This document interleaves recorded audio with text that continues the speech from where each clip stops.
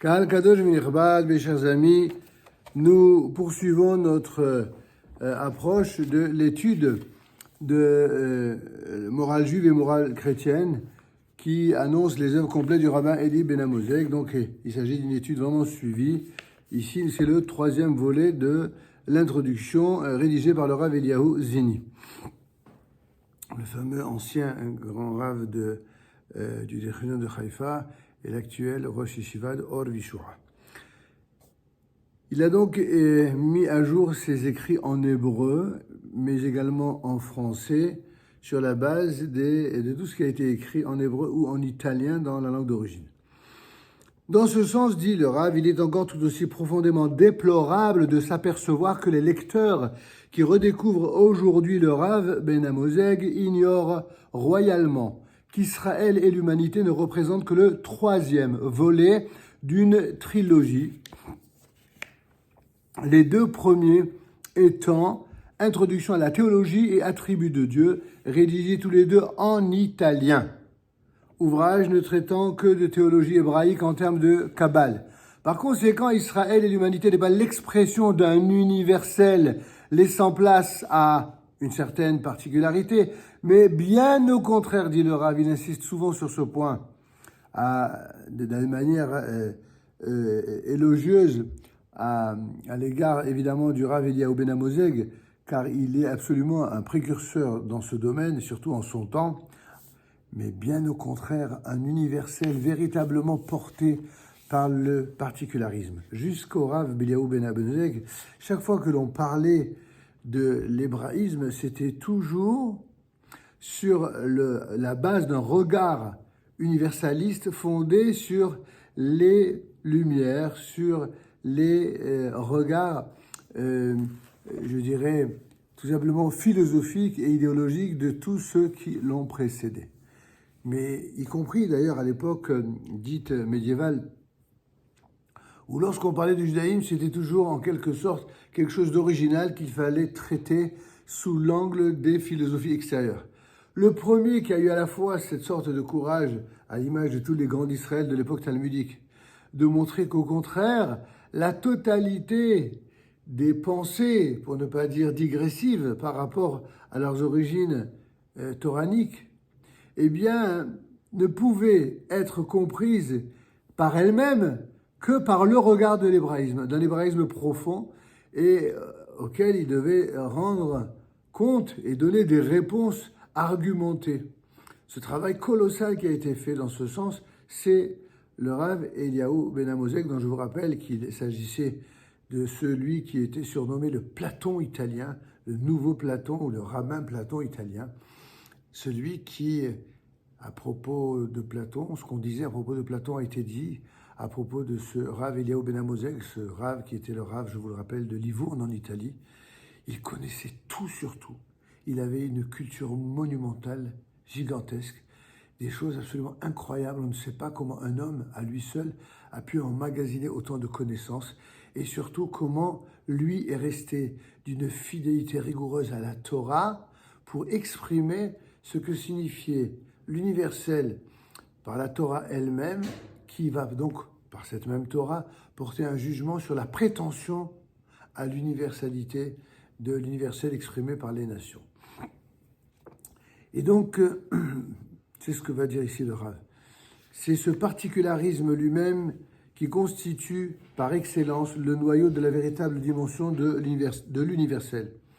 Ce dernier étant appelé à être réalisé par les nations précisément par le truchement d'une aspiration universelle à l'idéal hébraïque, son but ultime. L'universel ne se réduit pas à un dénominateur commun aux nations, comme souvent cela est perçu. Je crois qu'il y a quelqu'un qui sonne dehors. Ni à un instant particulier de l'histoire portant pour l'occasion ce titre et en constituant l'essence véritable, mais justement cette dimension de l'infini, aux côtés de laquelle toute vérité des nations n'est qu'approximation finie. Sartre ne le saisira que plus d'un siècle plus tard dans sa fameuse conversation avec Benny Lévy. L'originalité du Rav Ben Amozeg tient justement au fait que son œuvre n'en présente aucune, exactement de la façon dont Lévinas concevait une grande civilisation, comme vous le pourrez le voir dans Difficile Liberté, la page 176. Ça doit être le téléphone. À la page 76. Lorsqu'il écrivait « Une grande civilisation ne s'inventorie pas, mais s'ouvre à une étude ». Les mots semblent simples, mais l'idée est très profonde. Elle ne se définit pas à coup de quelques antithèses faciles et toujours fallacieuses, car elle est universelle, c'est dire précisément capable de tout ce que contiennent les autres civilisations, de tout ce qui est humainement valable. Elle est donc foncièrement non originale. Et l'œuvre du Rav décrit une grande civilisation. La civilisation au sens propre du terme, elle exprime le message et la réponse traditionnaliste, au sens où le Rav entendait le mot traditionnaliste, à savoir celui qui ressort de tous les textes et les témoignages de la loi écrite et de la loi orale hébraïque, à tous les problèmes humains, à toutes les idéologies, à toutes les philosophies, à toutes les théologies. Comme l'exprimait clairement Aimé Pallière, l'origine séfarade du Rav, avec son côté oriental, où l'abord synthétique précède l'abord analytique, lui permettait d'adopter une telle perspective. Car il faut avoir un esprit oriental pour concevoir un universalisme allant de pair avec un particularisme. L'Occident ne conçoit pas l'universalisme, si ce n'est qu'au travers d'un nivellement par le bas. C'est ce que le Béni Lévi lui-même affirmait. Par exemple, la chrétienté, poursuit le Rav Zini ici, la chrétienté, eh bien, où va-t-elle présenter son nivellement par le bas? C'est dans la réduction des mitzvot. Vous savez, ces obligations divines, et ce, afin d'ouvrir le judaïsme à la masse humaine. Eh bien, cette attitude-là en constitue la preuve flagrante. Elle n'a su convier les nations à son monde qu'en les déchargeant de la quasi-totalité des exigences hébraïques. C'est donc toujours à ce prix-là que le message est revu, corrigé, transformé, dévalorisé et abouti de la façon dont on sait dans les nations occidentales modernes. L'hébraïsme procède exactement à l'envers, dit le Rav. La promesse prophétique qui disait « Lechu vena'ale el har Adonai » allons, montons vers la montagne de l'Éternel, El Bet Elohim, Elohei Yaakov veyorenu miderachav, et qu'ainsi nous nous adressions dans cette montagne vers le Dieu de Jacob afin qu'il nous apporte l'enseignement de ses chemins, Venelecha meorechotav, et que nous puissions emprunter ses voies. Eh bien, ce verset, qui est une véritable prophétie, c'est précisément, dit le Rav, l'expression de cet envers. Il est ce véritable universalisme dont parle Lévinas, cité ci-dessus, embrassant toutes les capacités humaines et même plus. Ce n'est pas à tort que Gershon Scholem, dans Rod Davar, page 210, a vu, dans l'infime partie des ouvrages du Rav, dont il a eu connaissance, une emprise dont on n'avait pas aperçu l'équivalent depuis fort longtemps. Le Rav Zini ajoute une remarque à cette introduction en disant, à propos de cette remarque de Gershon Scholem, qu'elle n'apparaissait que dans son courrier épistolaire et posthume. Elle constitue une preuve flagrante, si besoin était, à l'époque, de l'occultation systématique du nom du Rav Ben Amozeg de toute l'œuvre de Gershon Scholem. En effet, l'emprunt illicite d'idées et de travaux n'a jamais constitué un délit bien grave aux yeux de nombreux chercheurs, et même aux yeux de bien plus orthodoxes qu'eux. Gershon Scholem n'a malheureusement pas été le seul à occulter l'utilisation de sources et d'idées puisées dans l'œuvre du Rav Ben Amozeg. Des centaines d'autres ont participé à ce pillage systématique. Ça, c'est la note du Rav Zini qui poursuit dans son introduction en guise de mise au point. Pour ceux qui connaissent son style savent à quel point chaque mot est pesé. Il poursuit ainsi. Effectivement, Depuis Maïmonide, le fameux Rambam, on avait vu une entreprise similaire. Tout comme ce dernier, notre Rav a été formé dans un monde juif séfarade, tout en restant ouvert à toute la culture occidentale, et non seulement à l'occidentale, mais également à toutes les cultures. Aucune d'entre elles n'a échappé à son analyse, et de toutes il a su exprimer et tirer cette étincelle de vérité qui lui conférait ou lui confère sa place dans l'histoire conformément aux plus profondes conceptions de la Kabbale. Dès lors, plus de place pour la terminologie et l'abord conséquent tellement en vogue dans les facultés de sciences du judaïsme, qui ne savent s'exprimer qu'en termes d'influence subie. Ainsi, l'analyse du Rav amène à une toute autre conception du judaïsme, conception suivant laquelle on se doit de parler d'essence, au pluriel, se rattachant chacune à sa façon à la source, le divin, dans l'être et dans l'existence. Sa formation orientale l'aura amené à une trajectoire exactement inverse, aussi bien de celle de Hermann Cohen que de celle de Mendelssohn. L'esprit hébraïque n'est plus acceptable, comme chez ces deux penseurs, grâce à son adéquation et à l'appui qu'il aura trouvé dans le contexte philosophique ambiant de l'époque, mais bien au contraire, les philosophies auront trouvé une certaine justification et raison d'être dans leurs adéquations approximatives à certains aspects du judaïsme. Ainsi, le guide des égarés du fameux Maïmonide n'est pas autre chose, pour ceux qui savent encore le lire. L'importance de morale juive et morale chrétienne ne se résume donc pas à un dialogue judéo-chrétien, dont il n'est jamais sorti quoi que ce soit de constructif pour aucun des deux participants, hormis le recul du judaïsme, qu'il réussit à entraîner, mais plutôt dans la remise en cause permanente, actuelle et à venir, de tous les problèmes de morale et d'éthique. En ces jours tant perturbés et secoués pour le peuple juif, cet ouvrage remet en cause toute l'épistémologie et toute l'éthique occidentale, devenue l'apanage de ce qu'on a l'habitude de nommer la gauche politique, athée ou non. C'est par le biais d'une analyse kabbalistique des conceptions chrétiennes que le Rav procède à cette remise en cause concernant notre époque tout autant qu'elle concernait les premiers temps de la chrétienté. C'est extraordinaire que cette introduction à l'édition et la traduction de l'ouvrage, des ouvrages du Rav Ben-Amozeg ont démarré il y a près de 30 ans et ont été édités il y a seulement une quinzaine d'années. Et regardez où nous en sommes aujourd'hui, comment ce brillant intellectuel de ceux qui analysent, qu'il s'agisse du Rav Zini et encore plus du Rav Ben-Amozeg, comment ils avaient cette vision absolument incroyable. Nombreux sont les ouvrages que le Rav a consacrés à la mise en évidence des sources strictement kabbalistiques de toutes les conceptions chrétiennes. Par exemple, l'histoire des Esséniens, de l'origine des dogmes chrétiens, etc. La mystique juive étant suffisamment profonde pour permettre des interprétations multiples et diverses, même infidèles à ses propres conceptions. Le phénomène est visible encore de nos jours. Il n'est pas étonnant que des êtres aussi importants que Jésus et Paul aient réussi à l'adapter à leurs aspirations. La gauche moderne a récupéré ses valeurs.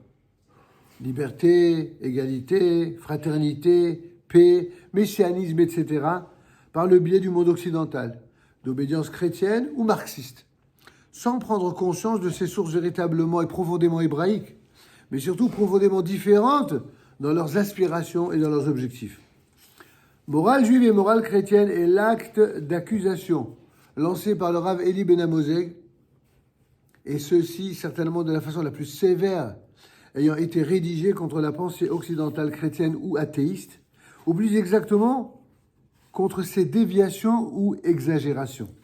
Il n'est pas très clair à mes yeux, dit le Rav Zini ici, il n'est pas très clair à mes yeux quelle est la conception la plus athée, celle qui nie l'existence de Dieu, ou bien celle qui en envisage et entrevoit la mort.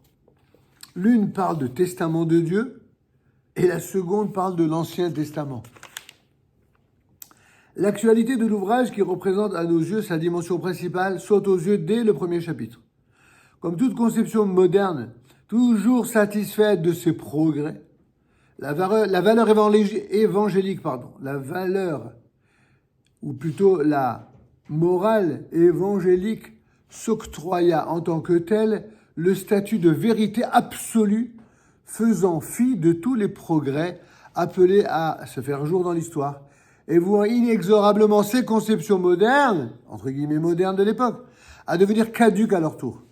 Le phénomène évolutionniste, dont l'origine est strictement juive, comme le Rav le démontre dans Israël et l'humanité, se referme comme un piège sur la morale évangélique, ainsi que sur toute conception prétendant se hisser aux cimes de la pensée, de la morale ou de la réflexion humaine. Une conception se présentant comme aboutissement n'est concevable que d'un point de vue athée, mais non d'un point de vue d'une religion révélée au Sinaï. Une telle césure, une telle rupture dans l'écoulement de l'histoire est une absurdité, ne laissant de place à aucune histoire, comme l'a d'ailleurs si bien fait sentir Madame Amado Lévy-Valency. Et c'est d'ailleurs ce qu'affirme le Rav lui-même, le Rav Ben Amozeg. Et il cite, le Rav est ici cité, « Car jamais une morale divine, une suite naturelle du mosaïsme, c'est-à-dire la loi de Moshe Rabbeinu, n'aurait tenu un tel langage. Jamais le Dieu des Juifs, la voix qui avait parlé d'abord sur le Sinaï, ne se serait ainsi dédoublé en deux systèmes, en deux ordres, en deux degrés. Jamais n'aurait dit, vous avez entendu qu'on a dit aux anciens, et moi en vérité je vous le dis. Car ce Dieu unique aurait senti son moi, toujours le même, toujours identique et cohérent dans ses pensées, dans ses volontés, dans ses lois. Or, ni le christianisme tard venu après l'hébraïsme, ni l'aristotélisme n'accordent la moindre place au particularisme ou même la particularité. En conséquence, nation et nationalité sont bannies à tout jamais, et avec elles, toute politique est honnie. Et le Rav de citer à nouveau le Rav Ben Amozeg. Le patriotisme est un sentiment de l'ancienne loi qui, théoriquement, n'a point de place dans la nouvelle. C'est le Rav Ben Amozeg qui cite un des enseignements du christianisme. Qui est-ce qui a enseigné au monde la détestation de la nation? C'est le monde chrétien. Et dans sa suite, le marxisme. La démonstration, elle est vraiment patente, comme vous le verrez. Le patriotisme est un sentiment de l'ancienne loi qui, théoriquement, n'a point de place dans la nouvelle. Et le jour où l'évangile a été prêché aux gentils, il a été, en principe, le dernier jour des nationalités. Voilà l'objectif. La mort des nations. Vous voulez savoir d'où vient l'extrême gauche dans le monde, en Israël ou en France ou en Europe? Ça vient c'est l'accouchement douloureux du christianisme. Et plus loin, le sentiment de la nationalité, tel que l'entendent les Anglais, est un sentiment essentiellement juif. On croirait que la société anglaise est une société de circoncis. Regardez quel humour. Pourquoi ils disent cela? Parce que, comme vous le savez, il y a toute une tradition chez les Anglais, notamment la couronne royale, qu'elle descendrait du royaume de David. Et c'est pour ça que tous les garçons chez ceux qui naissent dans la couronne d'Angleterre, ils sont circoncis. Ou alors encore, s'il était vrai qu'en rapprochant le judaïsme et le christianisme, comme on l'a fait constamment jusqu'ici, on eût rapproché deux systèmes, deux principes d'un ordre tout à fait différent, qu'on eût mis en regard une morale pure et simple, la morale du christianisme avec une morale et une politique tout ensemble, ou plutôt avec une politique exclusivement, personne n'oserait soutenir que le jugement, que l'arrêt, quel qu'il soit, aurait été équitable. Pourtant, il n'est personne qui reconnaisse que dans le code de Moïse, ou plutôt dans le judaïsme, il y a deux choses bien distinctes, soit par la nature, soit par le but, soit par les moyens, qu'il y a une politique et qu'il y a aussi une morale. Sa morale, c'est la suite, travaille à former non seulement de bons citoyens de la Jérusalem céleste, mais aussi de bons patriotes, de bons Israélites, de bons citoyens de Jérusalem terrestre. Pages 69 et 70. Et la morale individuelle tient un lieu de morale collective, puisque la collectivité n'a plus de sens. Écoutez bien cette phrase, la morale individuelle tient un lieu de morale collective, puisque la collectivité, d'après ce qu'on a dit plus haut, n'a plus de sens. Mais alors, plus de place pour une liberté politique, dont l'État est le garant, c'est ce que dit lui-même Lévinas, ni même pour une liberté spirituelle. Et voici l'avancée du bolchevisme spirituel avant terme. Aussi, à côté de sa morale ascétique, il place son royaume, si je puis dire, ascétique, son messianisme tout spirituel, et à la place de la liberté politique, il propose à ses adhérents la liberté spirituelle. Étranger à la lutte, aux efforts, aux sacrifices que cette héroïque poignée de Juifs opposa aux Romains dans cette prise suprême de la patrie, les chrétiens, retirés à Pella, virent tomber avec Jérusalem et le Temple l'empire terrestre de cette loi qu'ils voulaient abolir dans les âmes, et une nation, une grande nation, allait payer dans l'exil le premier tribut à la morale des évangiles. Comme vous l'avez compris, cette mise au point, cette introduction, elle est très très longue, mais elle est également passionnante parce qu'elle pose les jalons absolument essentiels de la logique profonde et intime de la pensée du Rav Eli Ben Amozeg, dont on peut dire sans être excessif qu'il avait au moins 200 ou 300 ans d'avance sur son temps. Tant tout ce qu'il a écrit à cette époque, qui a été complètement mis entre parenthèses, voire diabolisé, comme on a le secret toujours ceux qui ne veulent pas entendre certaines vérités, eh bien, aujourd'hui, est en train de plus en plus de voir le jour, entre autres grâce à ceux comme le Rav Eliyahu Zini qui a fait connaître son ouvrage, l'ensemble de ses ouvrages. Il a déjà édité, je crois, 5 ouvrages du Rav Eli Ben Amozeg en hébreu et en français. Et ce que nous faisons ici, c'est l'introduction de la partie en français. Et je vous donne rendez-vous chaque semaine pour la suite pour la découverte.